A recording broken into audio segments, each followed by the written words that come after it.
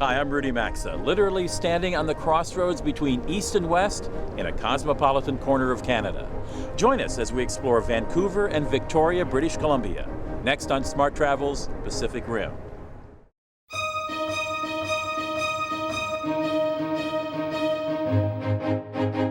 Smart Travels is a grand tour of the world's great destinations, the people, places, and unique local flavors. Now, tips, trips, and secret places on Smart Travel's Pacific Rim.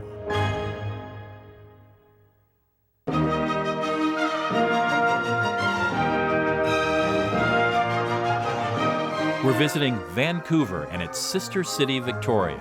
With mountains off their back porches and the sea at their doorsteps, British Columbians thrive on love for the outdoors and a laid-back, active lifestyle. While Victoria maintained close ties with its British heritage, Vancouver is one of North America's most cosmopolitan, international, and multicultural cities. Vancouver is never too hot in the summer or too cold in the winter. When the rains fall, it's a fine mist, just enough to keep the surrounding Douglas fir forests green and lush. For climate alone, Vancouver's a popular destination any time of the year.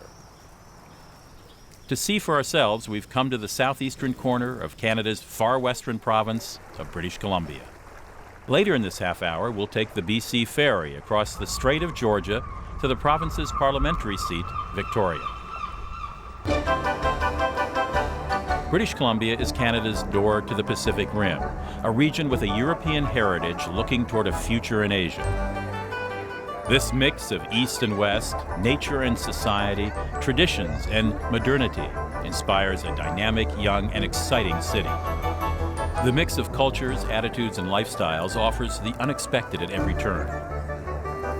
Asian and European culinary traditions, boosted by local fresh fruits, vegetables, and fish, make Vancouver one of my favorite places to dine.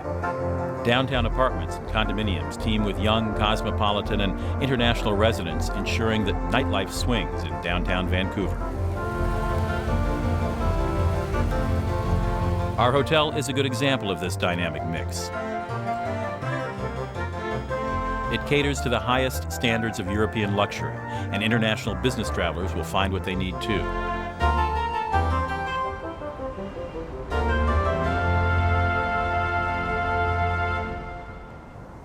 Staying downtown at the Metropolitan is convenient, and it helps me to get my bearings in Vancouver. Just east of downtown is Gastown and Chinatown, and of course the West End is just west of us.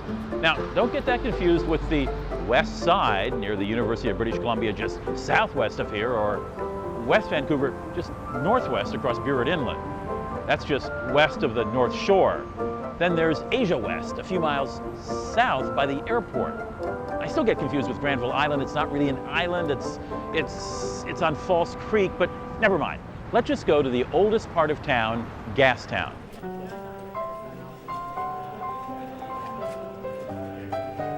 Let's face it, compared to cities in Europe and most of the eastern USA or Canada, calling this an historic district seems kind of silly. The oldest buildings are barely 100 years old. Yet this is the birthplace of modern Vancouver. 3 cheers for Captain Briggs and our fine ship, the Endurance! Hip, hip, hip, hurrah! Now Captain Briggs is a very fine... To get the lowdown on this exciting story, visit the city's coolest new attraction, Storium. This slick multimedia theater captures that story from prehistory to modern times in verse and song. The story includes early explorers, the Hudson Bay Company, and British Columbia's tumultuous relations with its southern neighbor. Let there be no more compromise, no more concessions. 54, 40, or fight! When gold was discovered on the nearby Fraser River in 1859, the area became a rough-and-tumble frontier outpost, filled with lumberjacks, sailors, gold miners, and other characters of questionable intention. Well, grab yourself a pickaxe shovel. When Gassy Jack Dighton finally arrived in 1867 with a barrel of whiskey, a small collection of shacks soon surrounded the saloon keeper's tent. In 1870, this small group of buildings incorporated as the town of Granville, though locals still called it Gastown. About 10 years later, the Canadian Pacific Railroad arrived, and in 1886, the growing population of 1,000 souls changed the town's name to the city of Vancouver. Immediately, the newly christened city burned to the ground. Out of the ashes arose modern Vancouver. Visiting a popular tourist attraction is always a mixed bag. Here you'll find all the tacky tourist shops with the "Kiss Me, I'm Canadian" t-shirts. But you'll also find yourself in the midst of pleasant sidewalk cafes, good restaurants, and the best vintage clothing boutiques and modern art galleries in the city.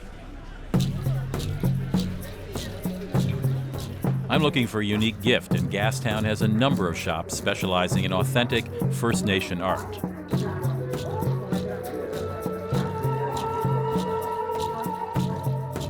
But for a closer look into British Columbia's pre-European past, we're headed to the Museum of Anthropology on the University of British Columbia campus. The museum has prize findings from around the world, but we're focusing on the spectacular permanent exhibition of First Nation artifacts and art.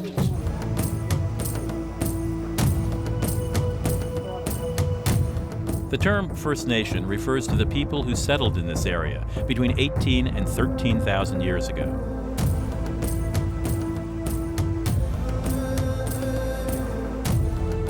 Bountiful salmon and sea life and plenty of wild game in the forests, the Salish were able to settle in permanent villages, develop a complex culture, and not take up traditional farming.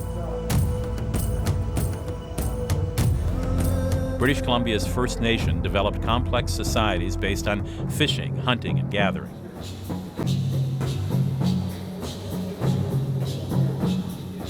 The totem pole, now a symbol of the First Nations' rich cultural and religious heritage, was nearly lost due to repressive government policies and disapproving Christian missionaries.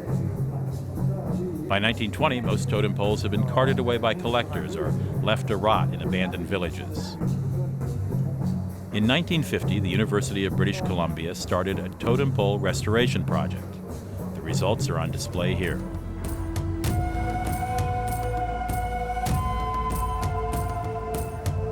Part of the project's goal was to encourage contemporary First Nation artists to revive this traditional art form. This exciting renaissance produced new and impressive works, such as The Raven and the First Men by Haida artist Bill Reed. The wood sculpture depicts the moment when the powerful and wise raven finds the first Haida people in a clamshell and coaxes them out.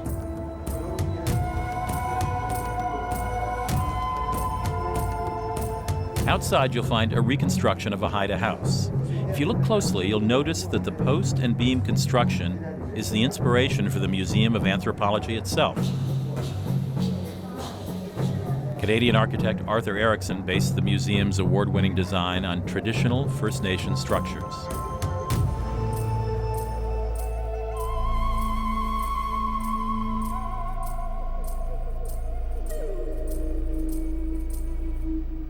First Nation peoples felt a strong connection with the surrounding forests, mountains, and water.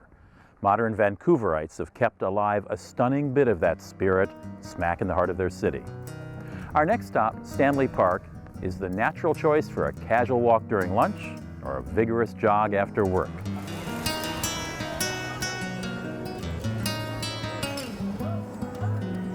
"1,000 acres of trails, beaches, forests, and lakes spread out right next to downtown Vancouver.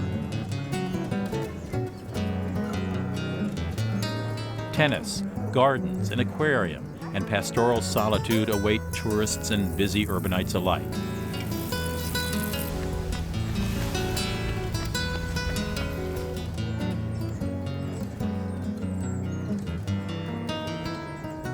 Of course, the love affair with nature is easy when nature stares back everywhere you look.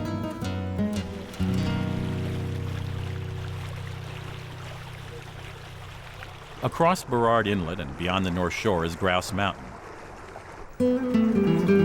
Just minutes from downtown, this natural getaway hosts hiking and mountain biking in the summer and skiing in the winter. The trip today will take us 6 minutes to get to the top, bringing us to an elevation of 3,700 feet or 1,100 meters. The easiest way to access this natural wonderland is on the sky ride to the top of Grouse Mountain. From From the top, you can take nature walks or catch a lumberjack show. Long in Northwest tradition, these athletes show off the skills once important to their craft. Of course, in the winter, these hills are alive with thousands of locals and visitors shushing down some of North America's best ski slopes.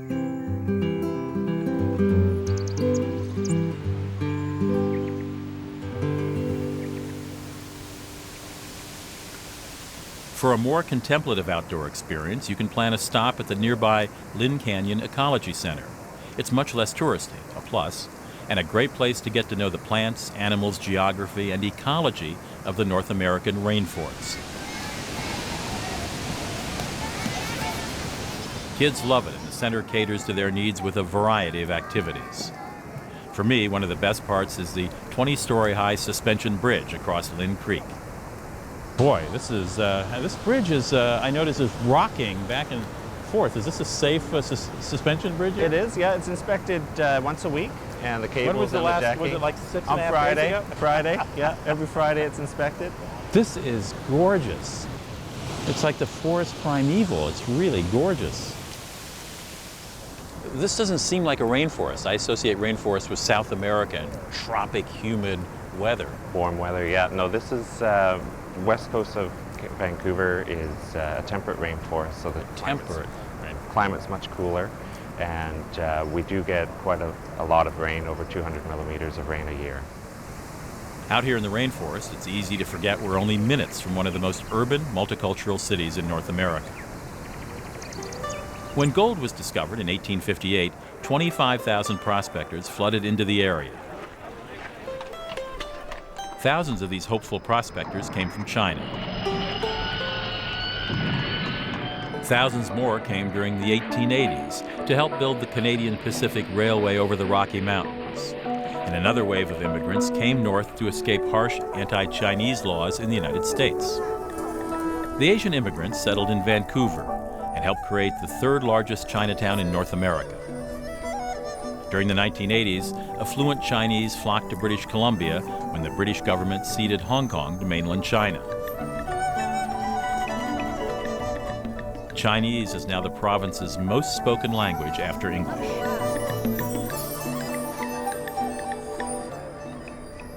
But old Chinatown did not appeal to these newly minted Canadians, so Richmond, a suburb just south of Vancouver, became the new Asia West.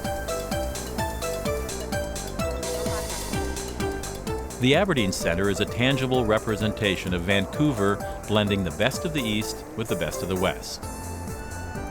To me, this state-of-the-art shopping and entertainment center is more reminiscent of the new Singapore or Hong Kong than of old China, with its grocery and department stores, restaurants, and entertainment, all in a dazzling display of Asia now. And where else can you sample dim sum, check out the newest electronics from Asia, or sip authentic Chinese tea, all under one roof? The Aberdeen Centre is a great place to play and shop, especially on a rainy day.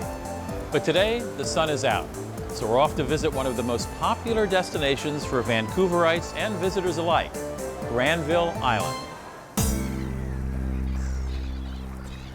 The name Granville Island, like many place names in Vancouver, is a little misleading. Granville's more a peninsula than an island. It lies across False Creek from downtown, but False Creek's not really a creek. I think I got it. Once a collection of rusty factories and warehouses, Granville Island's now a thriving public market and arts center. The island houses dozens of galleries, crafts stores, a maritime market, an art school, theaters, museums, and restaurants. Local farmers peddle their fresh produce, and fishermen offer up their daily catch.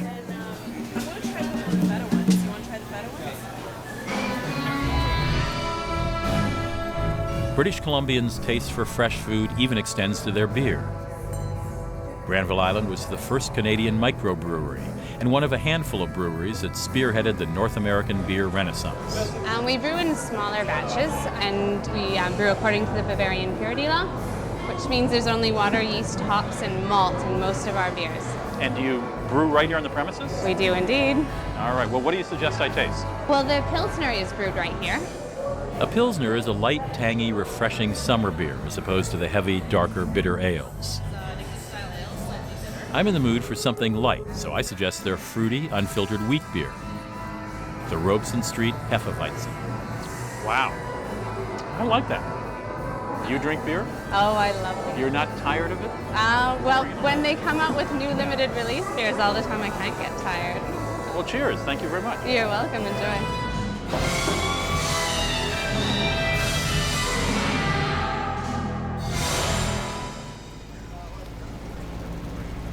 Even though Granville's not an island, the easiest way to get back downtown is to take the Aqua Bus. The Aqua Bus can drop us off at several locations, or we can just stay on board for a watery tour of Vancouver. We're just crossing False Creek to one of the city's hottest new neighborhoods, Yaletown.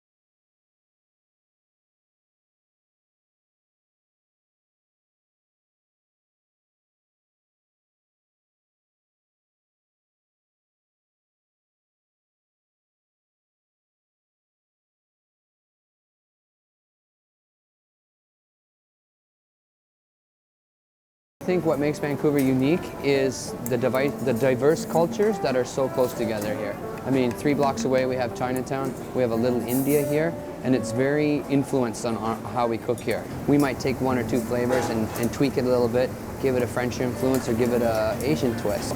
It's part of our evolution as chefs. You're constantly walking down, you're constantly seeing different things from different cultures, and you're always applying it to new menus, seasonally, fresh ingredients, and so on and so forth. So, What sort of fresh ingredients does this region enjoy? oh, it's a big bounty of stuff. We have the lower mainland, the Fraser Valley, a lot of berries. We have wild mushrooms that grow up in the Okanagan Valley. We have peaches, pears, beautiful wines that grow up there as well. So regionally, we're very blessed here. I mean, this is mini France right here in Vancouver for sure.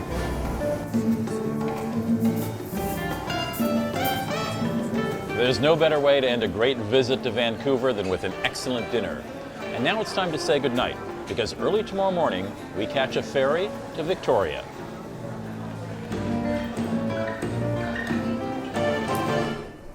The city of Victoria is just across the Strait of Georgia on Vancouver Island. Short of flying, the only way to get to Victoria is to catch the BC ferry. The crossing takes about 95 minutes, but give yourself extra time for loading on the ferry. We booked ahead since we're visiting here during a busy summer month.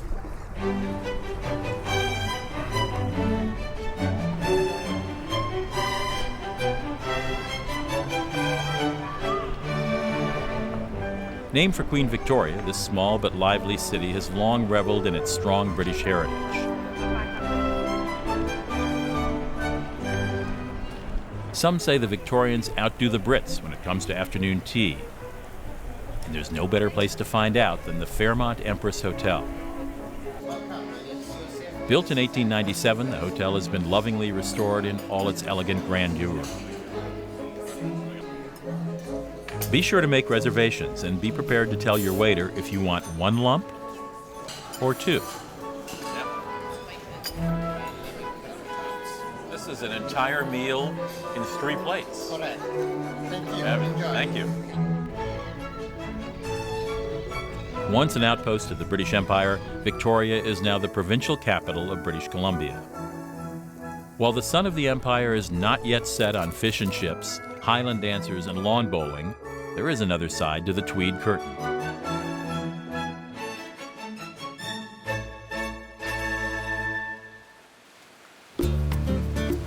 Like Vancouver, Victoria enjoys a mild year-round climate, and locals love to get outdoors. Victoria is officially Canada's fittest city and the nation's cycling capital. Commuting to work on a bicycle isn't just a fad in this town. Most people can ride their bikes to work in 30 minutes or less, and up to 20% of them do just that. Victorians are also the world's most safety conscious. It's said that 92% of them always wear bike helmets. But don't let the locals' penchant for biking, hiking, and sailing fool you.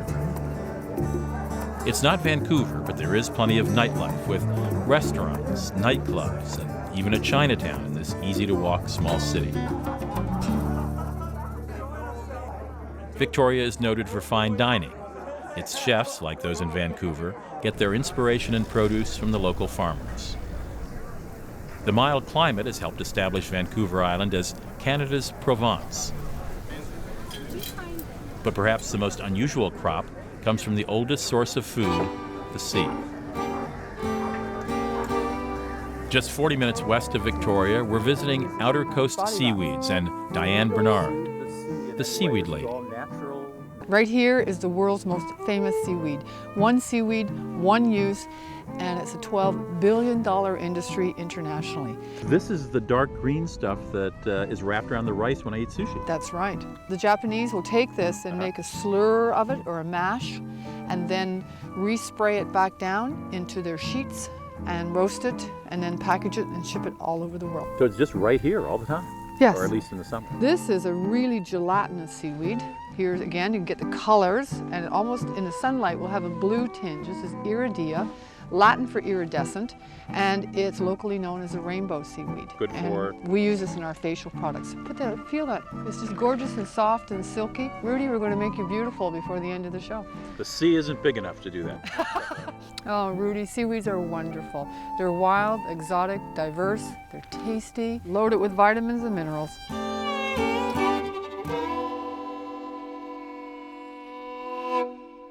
In contrast to this garden from the sea, Victoria also preserves one of the world's finest dryland gardens.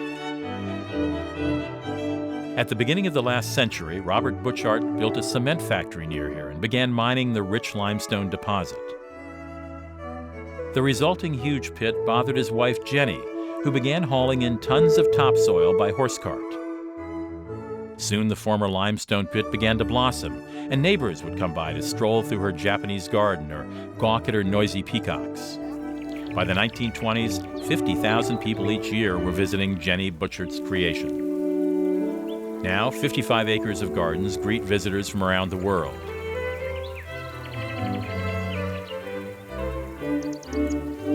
The garden is planted to highlight each season, so no matter when you visit, there's always something beautiful to see.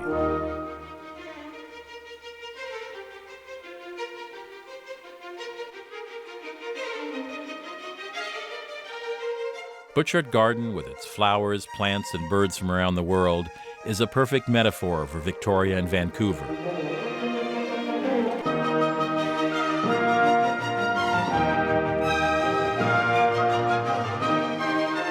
From diverse influences and cultural roots that reach back to Europe, Asia, and the First Nations, come two Pacific Rim cities that teem with excitement, harmony, and beauty.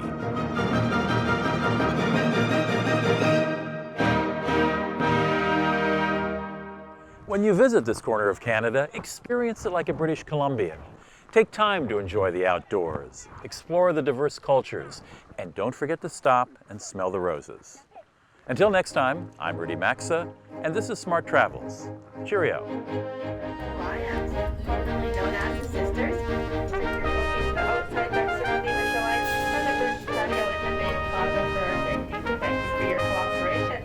Now we will get a bit of a swing on this first tower, so you might like to steady yourself. If the performer or band has a very nice top location, this Friday be sure to come on up and check out Chad Oliver, and he'll be performing on the